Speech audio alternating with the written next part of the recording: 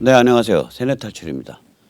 지금 벌어지고 있는 상황은 미국이 망하냐, 중국이 망하냐, 미국이 침몰하냐, 중국이 침몰하냐, 문명이 망하냐, 중국이 망하냐, 문명이 침몰하냐, 중국이 침몰하냐, 이런 건건일척의 승부수가 벌어지고 있습니다. 이 사정을 국내에 많이 우리가 이제 전파를 해야 되고요. 그 다음에 이걸 정확하게 알을 필요가 있습니다. 그래서 다시 한번 이 각도에서 좀 조명을 맞춰보겠습니다. 먼저 그 자율구독료 부탁 말씀 여쭙니다. 신한은행 140-012-108-493 주백모 프로덕션. 참으로 어려울 때인데도 꾸준히 도와주시는 분들이 계셔서 백모 세뇌 탈출 진행할 수 있습니다. 감사합니다. 그리고 이제 스텔스워 신간 안내 좀 드립니다. 한 2개월 후에 나오게 될 것 같은데요. 저하고 박한나라는 청년이 공동 번역하고 있고요. 저자는 로버트 스팔딩입니다. 책은 무려 원서는 펭귄 출판사에서 나왔습니다. 스팔딩은 트럼프 이너서클에 들어있는 사람으로 알려져 있고요. 2017년 백악관의 그 미중 전쟁을 예고한 보고서, 역사적 보고서입니다. 국가안보전략보고서 작성 때 수석 부장을 했습니다. 그리고 그전엔 백악관 NSC에서 근무했고요. 정보기관이죠. 그 이전에는 베이징 주재 미국 대사관 무관을 했고요. 그 이전에는 공군이었습니다. 그래서 그 B2 스텔스 폭격기를 직접 조종한 사람입니다. 이 책은 중국과 딥스테이트의 미국 정복 음모를 낱낱이 다루고 있습니다. 지금 주문해 주시면 제가 한 분 한 분 서명해서 직접 우송해 드립니다. 자, 요새 이제 박원순이 숨졌고 또 백선엽 장군께서 돌아가셨죠. 이 두 사건에 대한 이 보도 태도나 이 정부의 조치들 이런 거 보면 참으로 그 비참한 느낌이 듭니다. 박원순은 일종의 정치적 성자로 만들겠다고 날뛰고들 있고요. 이게 어떻게 서울특별시장을 합니까? 사실이든 아니든 미투, 그러니까 성추행에 관해서 고소장이 접수된 상태에서 자살한 사람을 두고 서울특별시가 왜 국민의 혈세로 시장을 치릅니까? 5일장을 하든 7일장을 하든 40일장을 하든 그건 가족들이 알아서 하시고 서울특별시장이 됐다는 게 참 웃기는 일입니다. 반면 6.25의 전쟁 영웅이고 우리 국군의 아버지라고 할 수 있는 백선엽 장군은 친일 반공 틀딱 취급을 하고 있습니다. 가족장이고요.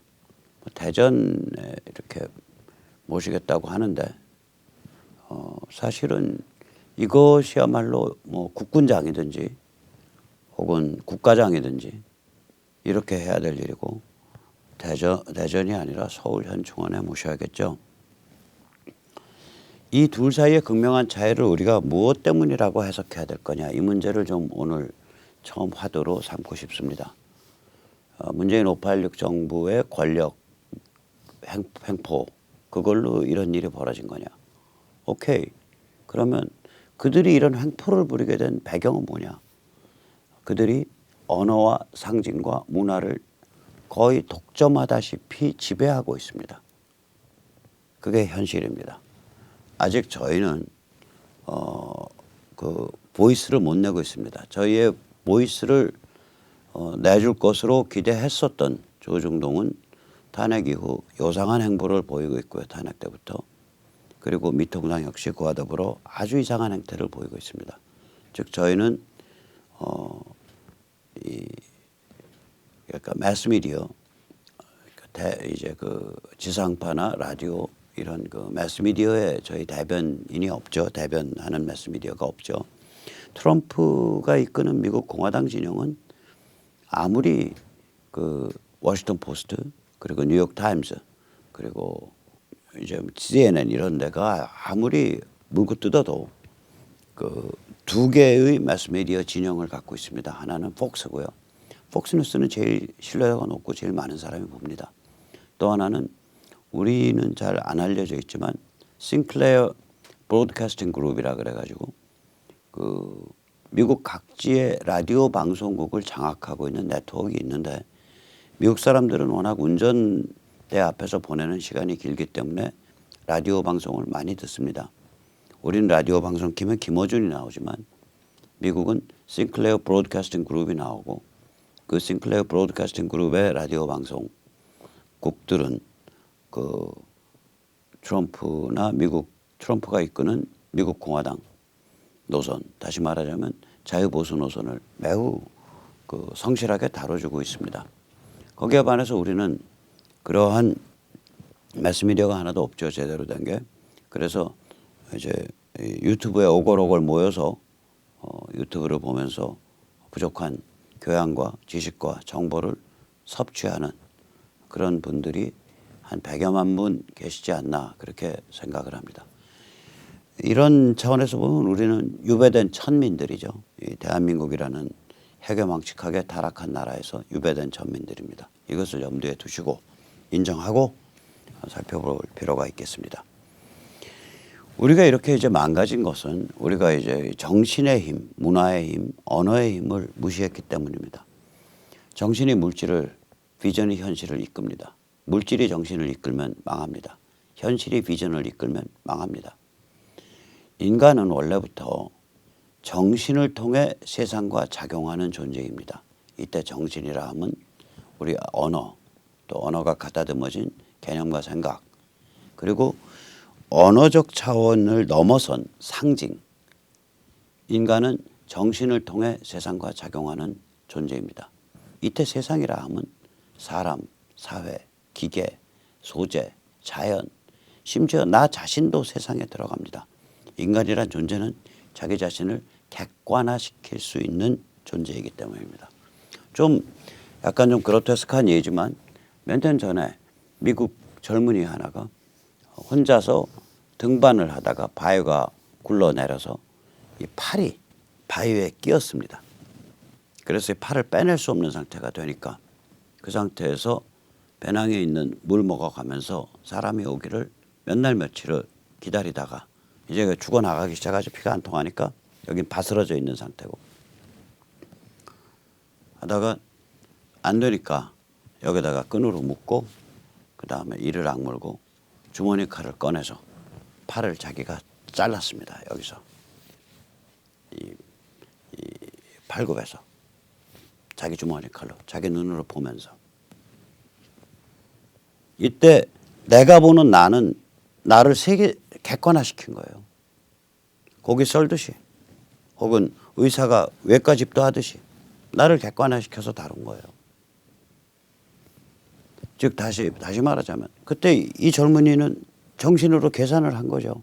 내가 이 상태에서 염증이 부어갖고 이제 퉁퉁 붓고 염증은 타서 올라오고 물은 떨어져 가고 가지고 있던 스네커, 에너지바 같은 비상식량 다 먹었고 사람은 안 오고 여기서 나 죽는다.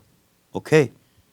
그럴 바에는 내가 여기서 혈관을 끈으로 묶어서 대량 출혈 안 하게 만들고 내 주머니 칼로 내가 나를 수술하겠다. 절단하고 내려가겠다. 나를 객관화시키는 거죠. 그 정신을 통해서. 그래서 인간은 세상을 또 다시 이때 세상이라는 건 자기 자신을 포함한 사람, 사회, 기계, 소재, 자연 전체를 정신을 통해 작용합니다.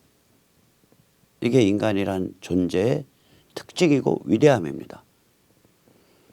이것을 이제 신앙인들은 특히 기독교 쪽에서는 하나님의 애초 그렇게 만들어 주셨다라 그러고 또 이제 요즘 최근에 굉장히 이제 분자생물학이나 고기후학이라는 건 수십만 년 전, 수만 년 전, 수백만 년 전에 기후가 어땠는가를 추정하는 학문입니다. 팔레오 클라이미톨로지. 우리나라에 단 한 명도 없습니다.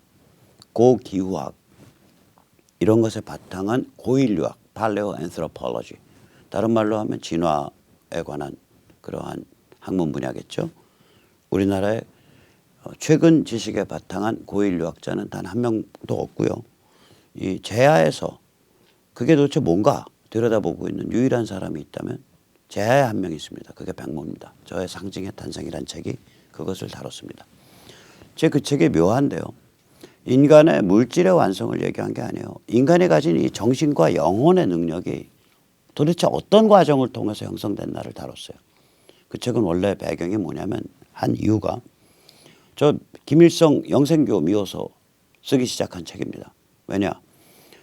어떤 주체사상 연구자도 그 말 안 하는데 주체사상의 주춧돌은 짝퉁 고인류학입니다. 짝퉁 진화론입니다. 다시 말하자면 이런 스토리입니다. 80만 년 전에 호모 이렉투스의 일족이 조선반도에 들어와서 조선반도 안에서 특별한 종류의 현생인류 이것으로 진화했다. 이 특별한 종류의 현생인류가 조선인이 되었다. 즉 조선인은 특별히 자기 자신의 진화 과정을 통해서 탄생한 종족이다. 이 조선인에게 현대적 민족성을 부여하신 민족의 구세주가 바로 김일성 수령이시고 김일성 수령께서는 이 조선인에게 사회 정치적 생명을 부여하심으로써 민족의 민족됨을 완성하셨다. 이게 제가 생각하는 제가 이렇게 연구를 했을 때 잘 안 알려진 주체사상의 근본 저겁니다. 그래서 아니 신앙 가지신 분들은 그 말도 안 되는 소리라고 그 각도에서 공격하세요. 그러나 세속의 관점에서 본다면 비신앙인의 관점에서 본다면 그래 니들 좋아하는 진화론 갖고 한번 따져보자. 니들 좋아하는 진화론 갖고 따져보자. 니들의 언어로 따져보자. 그거 가지고도 안 돼 임마. 설명 안 되는 거야. 그거 가지고도. 너희 왜 과학적으로 발견된 분자생물학, 고인류학, 다 고기화학 다 부정하고 그러고 있어 임마. 그러고서 후드려 팬 겁니다. 그 책이. 어쨌거나 그 상징의 탄생이라는 책인데 그래서 이 책은 인간이 어떻게 육체적으로 완성되어 간나를 다루는 게 아니라 인간이 어떻게 참 기적적인 이 뭐라고 설명할 수 없는 정신 능력, 상징 능력을 획득했냐 이걸 다룹니다. 인간은 정신적 존재이고 상징의 존재입니다. 그래서 정신이 물질을 리드하는 것이고 비전이 현실을 이끄는 것입니다.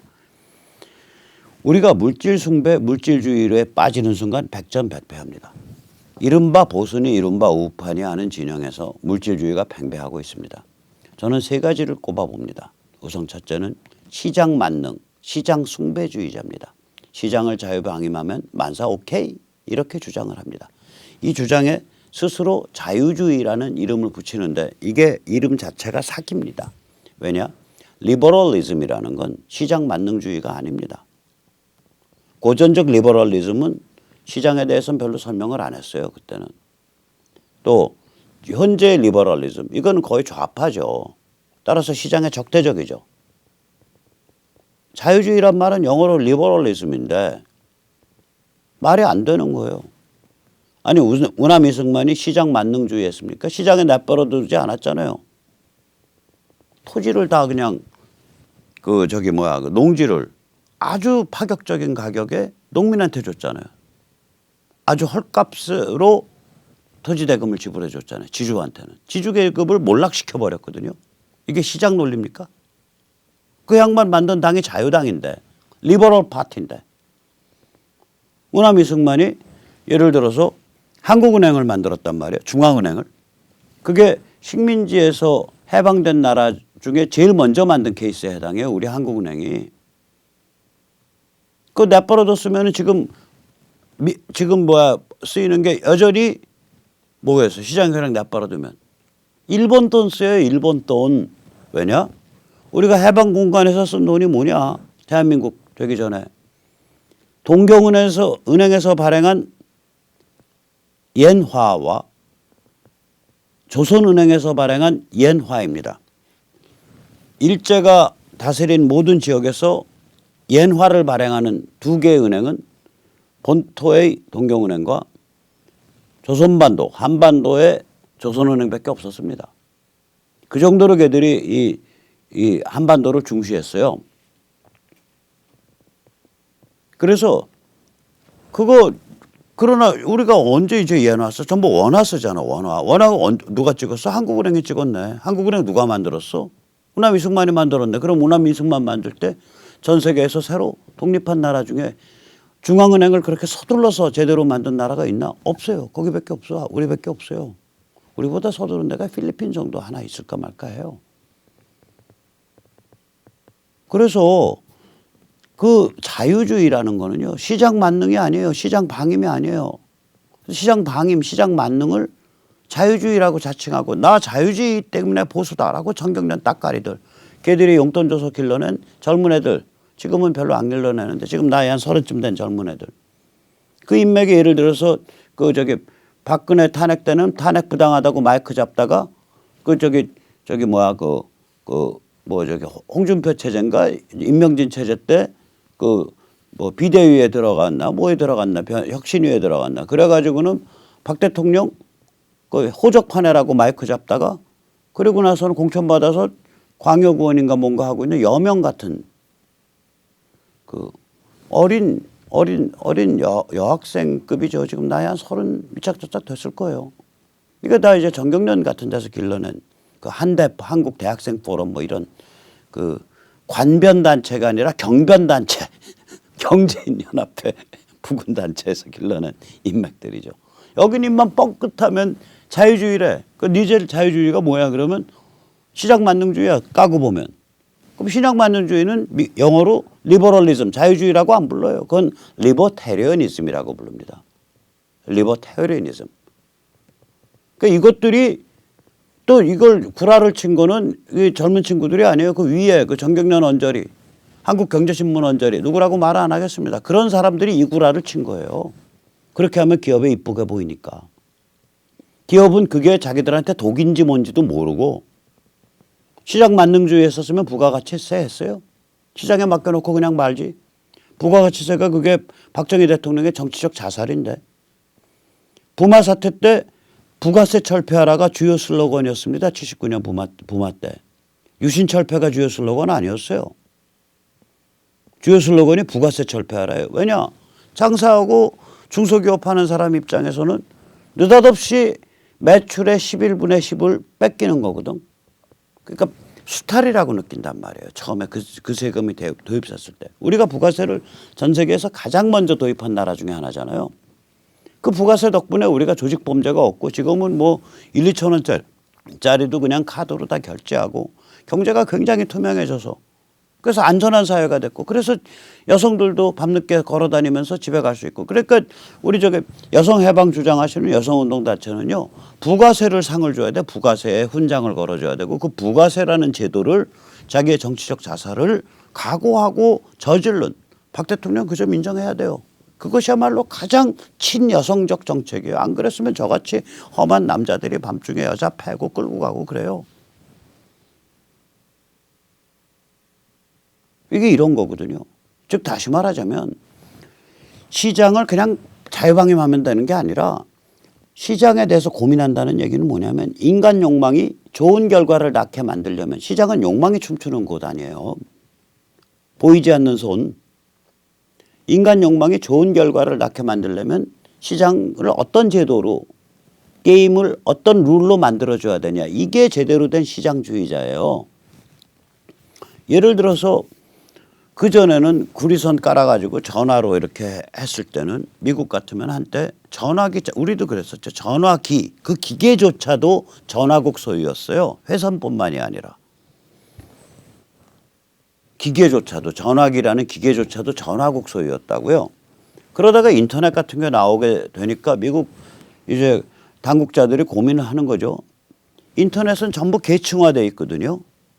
다시 말하자면 그 회선, 물리적 선을 까는 거 그걸 이제 통신쟁이들은 저 통신쟁이 했기 때문에 통신쟁이라고 부릅니다. 비하가 아닙니다. 통신쟁이들은 그걸 빨랫줄이라고 부릅니다. 빨랫줄 장사하는 사람들. 심지어는 빨랫줄을 설치할 수 있는 공간 장사하는 사람들. 그게 누구냐? 빨랫줄 설치 공간 장사하는 사람들이 우리나라 같으면 한전과 지하철 공사입니다. 왜냐? 한전에 보면은 그 전봇대를 따라서 그 통신선을 날리잖아요. 전봇대에 통신선 하나씩 통과할 때마다 돈 받아요. 한전에서. 그다음에 지하철 그 환풍구 따라서 저기 통신선 돌아가거든요. 특히 서울 그 2호선 같으면 환영으로 돌아가요. 통신선이. 그거 통신선 한 가닥 한 가닥 보낼 때마다 돌아갈 때마다 거리 가닥수 계산해서 서울시 지하철이 그 통신사에서 돈 받습니다. 그러니까 빨랫줄을 설치하고 공간 장사하는 사람들, 빨랫줄 장사들, 그다음에 그 빨랫줄에 그 위에다가 통신 서비스 뭐 네이버니 다음이니 구글이니 그런 장사하는 사람들, 이게 층층 시야로 갈려져요. 서로 역할 분담을 해서 이렇게 돼야 돼 앞으로. 오케이, 그러면 지금 저 괴물과 같은 거대 통신사 전화국 통신사를 빠개야겠어. 유선 전화국 통신사를. 그 FCC 결정 아닙니까? 그럼 시장 제도를 디자인한 거거든요. 그게 시장 만능주의예요? 아니죠. 그런데 어떻게 시장 만능에 버려두면은 시장 만사 오케이라는 그런 개무식한 주장을 해서 사람을 홀리냐 이거예요. 그리고 그것이 마치 그 기업의 독약을 먹이는 거거든요. 기업이 더 활동을 잘할 수 있도록 시장을 어떻게 개선시켜줘야 되냐, 제도를 어떻게 좋은 방향으로 강화시켜줘야 되냐 공부를 해야 되는데, 그래야 그러다 보면 이제 순간적으로 기업이 좀 손해볼 때도 있죠. 기업하는 사람들이 갑자기 부가세 내야 되니까 손해보죠. 그러나 장기적으로는 그 기업 활동을 엄청나게 건강하게 만들어주거든요. 그게 제대로 된 시장주의거든. 시장을 인간이 깊은 철학적 고민과 통찰을 통해서 이렇게 그 뭐라 그럴까, 혁신, 육성시켜줘야 되는 제도로 보는 것. 그 제도를 제도주의, 인스티튜셔널리즘이라 그럽니다. 그게 최고예요. 우리나라 제도주의 경제학 한 분, 중앙대에서 최근 이제 그 저거 하셨죠. 명예퇴직하셨죠. 김승옥 교수. 시장 만능주의가 시장 숭배주의가 아니라 시장 육성주의. 그거가 돼야 된다고요.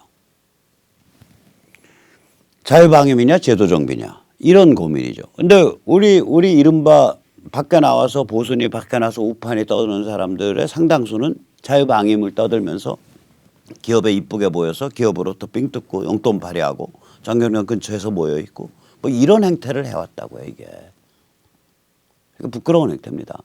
두 번째, 국가 및 공권력을 신격화하죠. 김무성이 그때 언제냐, 2012년 대선 때죠. 2012년 대선 때 대선 한 1, 2개월 남겨놓고 광우병 군중을 공권력으로 쓸어버렸어야 됩니다. 이따오 헛소리를 했어요. 후보는 박근혜 후보인데. 그래서 제가 그때 글에다가 당신 미쳤냐고 썼어요. 속아서 나온 사람들이잖아. 속아서 나온 사람들, 유모차 끌고 나온 사람들을 경찰 방패로 찍고 곤봉으로 때려가지고 뇌수 터져나오고 길바닥에 시체로 깔았어야 돼요. 아니죠. 그건 아니죠. 저는 광우뻥이라는 말을 만든 사람이고요. 그때부터 엄청나게 그 인터넷 이런 걸 통해서나마 싸운 사람이고, 그것 때문에 제 그나마 남아있던 뭐 알던 지인들과 다 관계가 끊겼고요. 몇 명.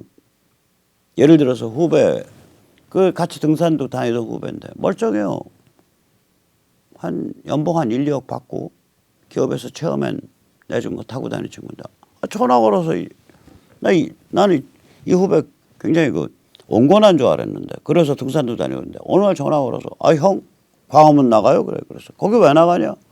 거기 광우병 시위 나가요. 그래서 야 인마 거길 왜 나가 인마 그랬더니 거기 뭘 좋아요? 그래서 야 이 개땡땡아 너 나한테 이 골빈 놈아 다음에 전화하지 마. 거기 그 떼폭도가 모여서 개 GR을 하는 데인데 이 나이 들어서 거길 왜 가냐 임마. 그러고서 전화 끊었더니 지금보다 욕설을 더 심하게 해서 제가 화가 나면 욕설이 그 뭐 이제 조폭 깍두기보다도 좀 셉니다. 그랬더니 이제 그 다음부터는 저랑 이제 인간관계가 끊겨버렸죠. 그래서 다시 말씀드리지만 그런 그 속아서 나오는 군중들 걔는 이제 그 옛날에 운동권물 먹어갖고 이제 간땡이가 빼딱해갖고 다시 병이 도진 거고, 걸레는 빨아도 걸레라고. 근데 그거 아니라 이거는 이제 속아서 나오거나 뭐 이래서 그냥 나온 사람들까지 다 경찰 공권력 투입해서 그냥 방패로 내리찍고 곤봉으로 쳐서 길바닥에 뻗게 만들어야 되는데 이건 아니죠. 그렇게 다뤘다면 큰일 나죠. 슬기롭게 다뤄야죠. 예를 들어서 의사들 움직여서 가운 입고 나와가지고 이거 다 헛소문이니까 믿지 마세요. 그런 작업들을 많이 해야 돼요. 아무튼 간에 이렇게 국가 및 공권력을 신격화해서 예를 들면 뭐 군인이 나와서 저 빨간 놈들도 하루아침에 다 쓸어버려야 된다고. 아니 대한민국에 군인이 나와서 하루아침에 쓸을 수 있는 사회인가요? 이거 일종의 이거 물질주의예요. 이거. 정신의 전쟁을 하고 있는데 그 밀릴 것 같으니까 곤봉과 총알로 전쟁하자는 거 아니에요? 안 됩니다. 우리는요. 상대방이 총알을 쓰면 그때 대포로 기관총으로 쏴서 갈겨 죽이더라도 상대방이 도발하기 전까지는 끝까지 정신의 전쟁으로 밀어야 돼요. 이거. 그 자세로 해야 돼요. 온유하고 집요하고 지능적으로. 그다음에 이제 모든 문제는 빨갱이 때문이다. 그래서 빨갱이 누구야? 쟤 뭐 전향했어 안 했어 뭐 이런 소리인데 전향 굉장히 중요한 문제예요. 근데 문제는 뭐냐? 전향이 뭔지 본인도 몰라. 본인이 전향 감별을 할 능력이 없어. 더 문제는 뭐냐? 내 안에 빨갱이가 있거든. 정확히 표현하면 빨갱이는 아닌데 빨갱이에 이르게 만들었던 이르게 만드는 그 문제점. 그게 현대 개개인 모두에게 있어요. 그게 뭐냐? 무도독한 자의식 덩어리라고요. 거기서 이제 세상을 우습게 보고 적대시하게 나가면은 그게 이제 해체주의로 가는데 옛날 같으면은 이 해체에서 머물다가 바로 빨갱이로 튀어요. 근데 빨갱이로 가는 길이 제가 말씀드린 건 독이 바짝 올라가지고 제대로 된 진성 빨갱이요. 100여 년 전에. 그 길이 있었는데 요새는 그 길 다 막혔잖아요. 그거 공산주의 이거 못 먹고 살아 이거 다 아니까 이젠 튀는 게 아니라 해체 자체가 절대화돼 버리죠. 해체를 섬기거라. 대한민국을 해체해서 회쳐먹자. 해체가 절대화돼 버려요. 여기서. 이게 내 안의 빨갱이라고 일종의. 변형된. 이거를 자녀도 갖고 있고 자기 애들과 말 안 통한다. 그게 바로 자녀가 그걸 갖고 있는 거거든. 현대 문명의 인간은 그런 타입으로 양산하는 그 문제점을 갖고 있으니까. 근데 자기 속에도 어느새 들어와 있고 진실 그다음에 개인 이런 것들을 무시하고 때로 움직이려고 들고 세상 우습게 보고 덤빌려고 그러고 이거 내 안에 있는 빨갱이지. 그렇게 근본적으로 내려가야 될 문제를 빨갱이란 놈들 따로 있고 나는 퍼랭이고 저놈들은 경찰과 군이 잡아 죽이면 세상 맑아지는 거고 쉽게 생각한다. 이게 물질주의죠. 물질주의예요. 일종의. 그래서 우리가 이런 것들을 좀 심오한 고민을 통해서 넘어서야 됩니다. 우리가 넘어서야 저들을 이깁니다. 그래서 오늘 그 말씀을 좀 드리고자 합니다. 제가 며칠 전에 어디 가서 강연을 하다가 왜 우리를 보수라고 부르냐? 그리고 왜 쟤들을 진보라고 부르냐?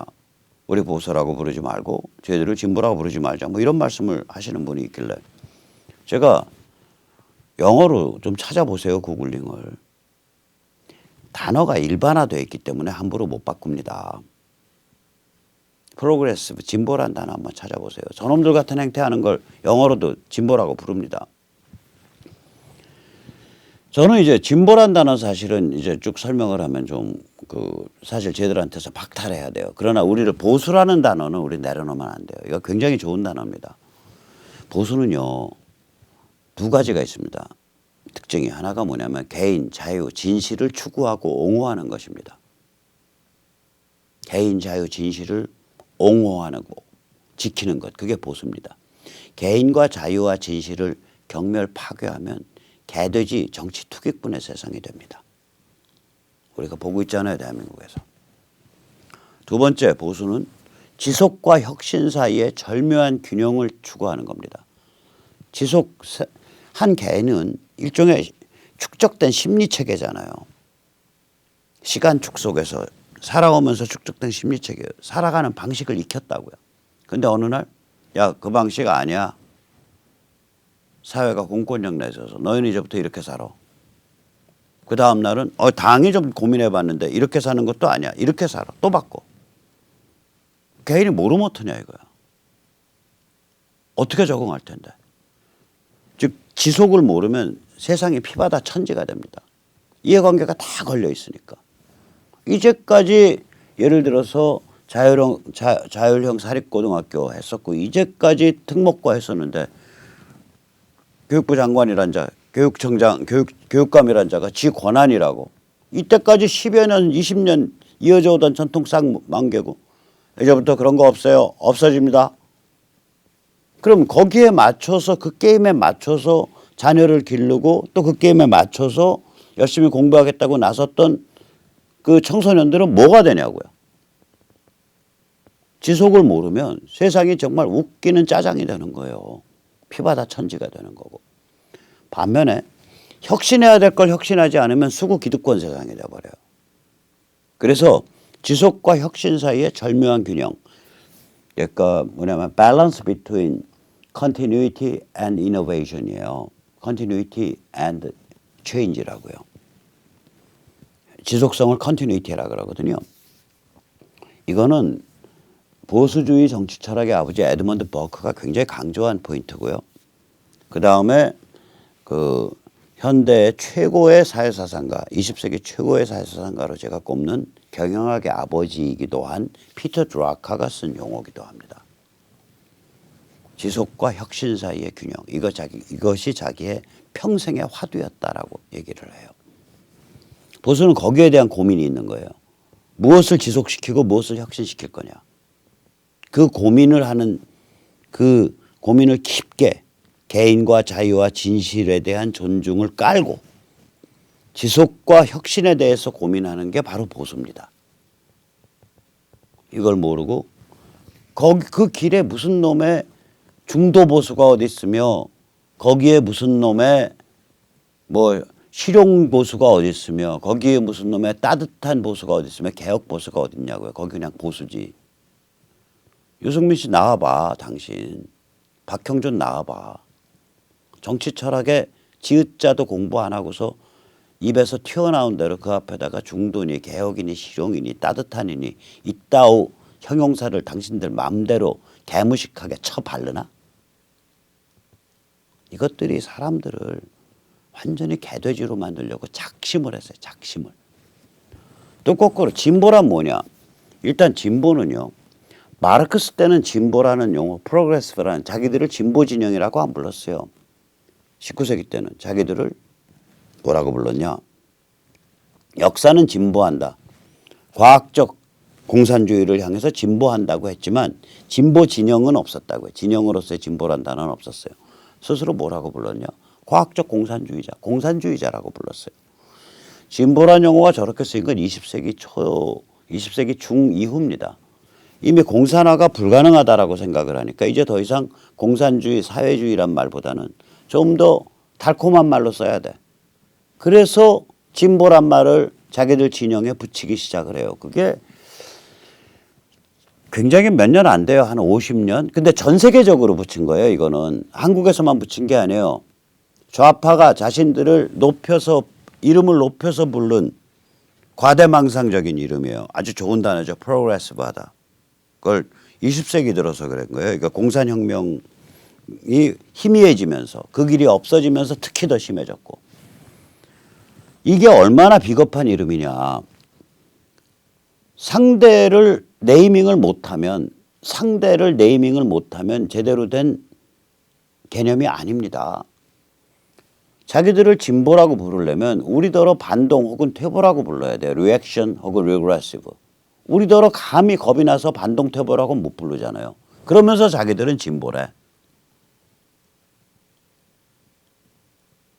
그러면 우리가 우리를 스스로 보수라고 부른다면 상대는 뭐라고 부를 거냐. 상대 우리는 집단주의. 왜냐? 개인 자유 진실을 무시하니까. 떼좀비, 좌좀비. 실제로는 이게 자코뱅입니다. 프랑스 혁명 때 사람 끌어내서 떼 선동하고 여러분 지금 공화국을 보유하지 않으면 적들이 우리 공화국에 들어와서 우리의 부인을 강간하고 우리의 아이들의 배를 갈라 창자를 꺼내고 머리를 깨뜨려 죽이고 피가 강물처럼 흐를 것입니다. 지금 공화국을 보유하기 위해서 저 공화국의 저 귀족 저 썩어 빠진 반혁명분자의 목을 잘라야 됩니다. 땡강. 이거 제가 하는 연설 아닙니다. 실제로 그때 그 잠깐 땅통 마라라는 희대의 사기꾼인데 혁명 맞이해가지고 지금 김어준 뜨듯이 왕창 떠서 김어준은 그 저기 뭐야 그 여성용 자유기구 남노당 남녀 불꽃 노동당 부르르 팔다가 왕창 뜬 사람 아니에요. 마라는 사기꾼 도둑질하고 감옥 왔다 갔다 하다가 왕창 떴어요. 하루아침에 왕창 떠서 이렇게 부르짖은 거예요. 아주 대표적인 자코뱅 연설가죠. 마라가. 대표적 그러니까 자코뱅이에요. 실제로는 쟤들. 떼좀비, 좌좀, 집단주의. 보수의 반대말은 그겁니다. 떼입니다. 그러니까 떼 하나만 갖고 섭섭하니까 떼떼 해도 좋아요. 떼떼. 떼좀비, 떼떼. 떼떼진영, 떼진영. 쟤들한테 정확한 말은 우리 보수는 개인 자유 진실을 추구하고 옹호하는 관점에서 무엇을 지속시키고 무엇을 혁신시킬 것인가에 대해서 굉장히 냉정하면서 심오하고 진지하게 고민하는 진영입니다. 쟤들은 때를 선동해서 때 정치를 하고 사람을 때 개돼지로 만들려고 하는 그런 진영입니다. 우린 당당하게 너희가 어떻다라고 우린 규정을 해요. 우리는 누구고 너희가 어떻다. 쟤들은 진보 떠드는 놈들은요. 진보 떠드는 놈들은 자기들이 누군지도 모르고 자기들이 때라는 걸 인정을 안 해.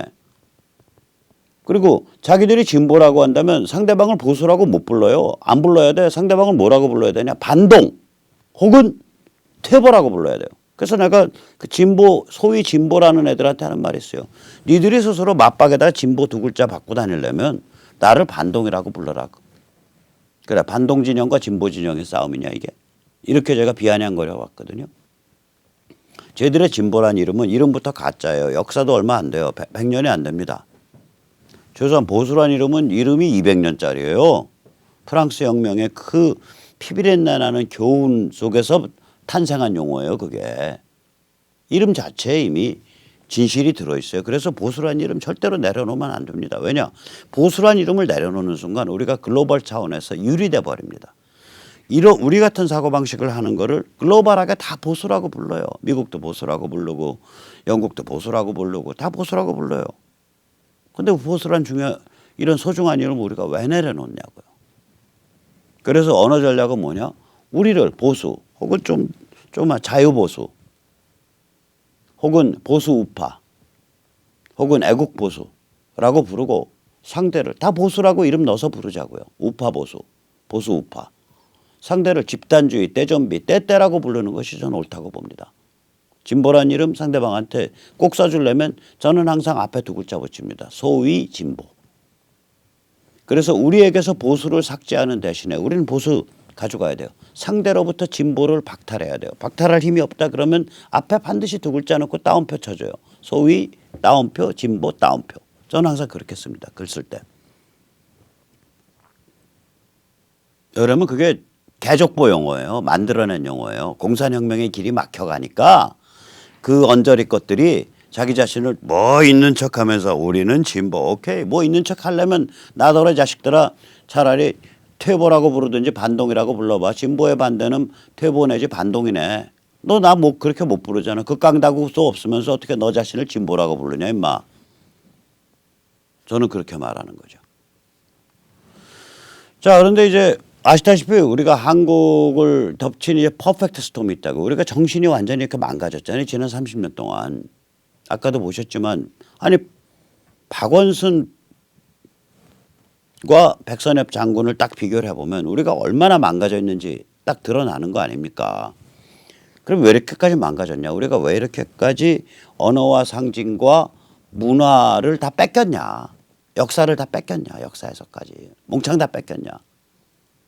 우리한테 어떻게 통장에 찍힌 숫자 찍힌 통장과 모델 이름 정해진 자동차와 평수가 정해지는 아파트와 애들 학벌과 이런 거밖에 안 남았냐 어떻게.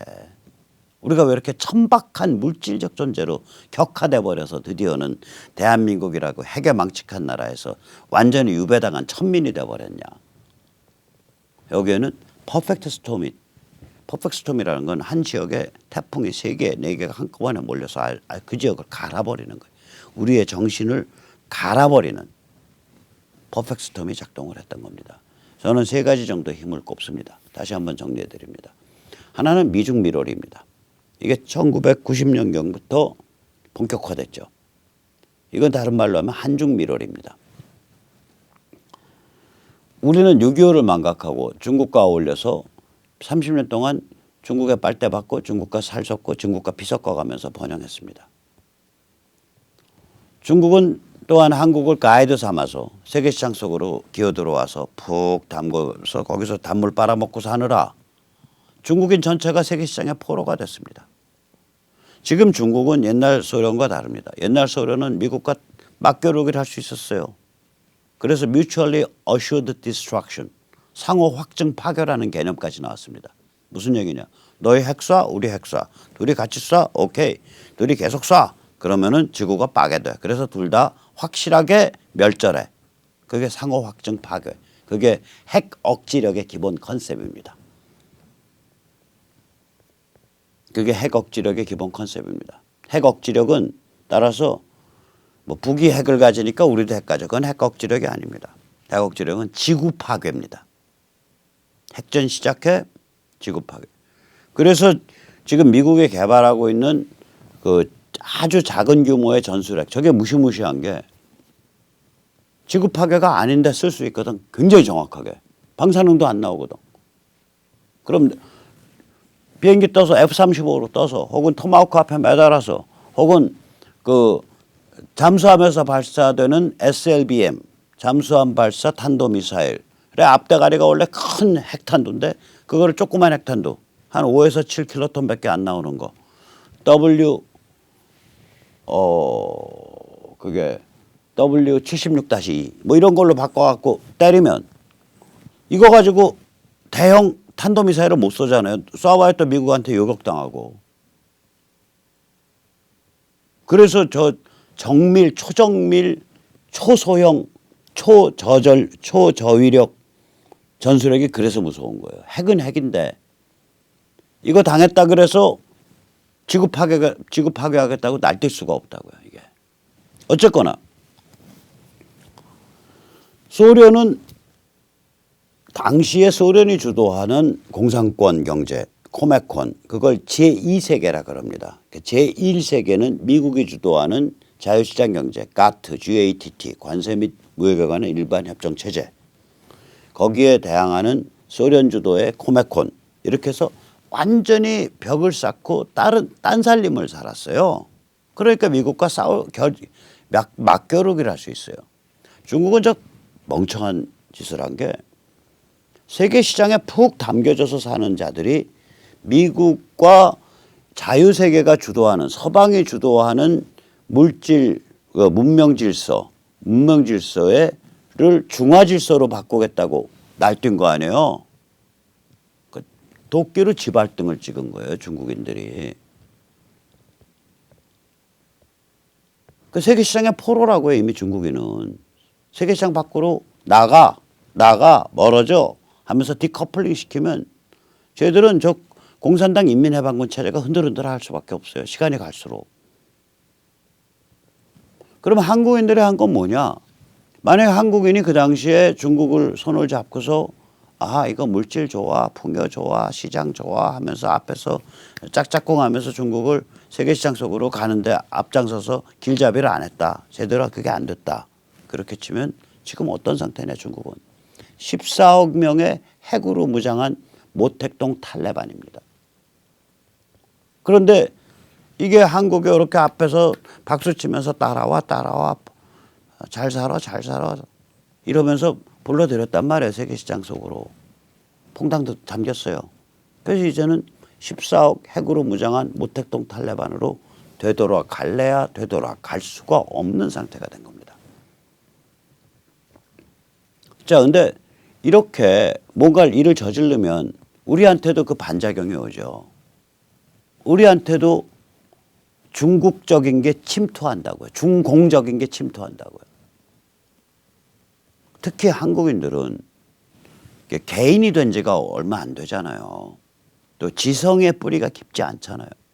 그러니까 중공적인 게 침투했을 때 그냥 물들었다고요. 이게 뭐냐? 한국인의 기회주의적 현실주의. 전 세계에서 제일 영악하고 제일 현실주의적인 사람들 중에 하나예요. 저는 이 영악한 머리 돌리는 걸로 치면요, 유대인은 한국인의 발바닥에도 못 미친다고 봅니다. 이게 한국인들 머리 돌리는 거에 비하면 유대인들은 진지한 사람들이에요.